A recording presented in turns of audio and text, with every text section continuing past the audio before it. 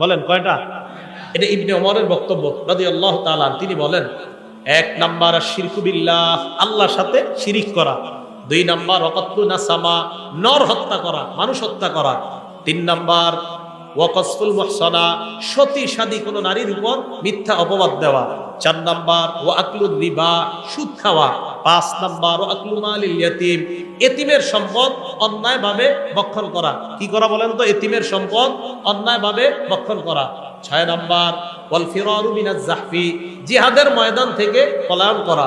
7 number ওয়া ইলহাদুন feel মসজিদি, মসজিদের মধ্যে ধর্মদ্রোহী কাজ করা।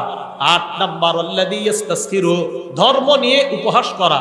9 নাম্বার ওয়া বুকাউল ওয়ালিদাইনি মিনাল উকুক, আপনার নাফরমানির কারণে পিতামাতার চোখ দিয়ে পানি আসা, এটাও ভয়ঙ্কর 9 অপরাধের অন্তর্ভুক্ত। আপনি খারাপ আচরণের কারণে পিতামাতার চোখ দিয়ে পানি আসা, এই 9টা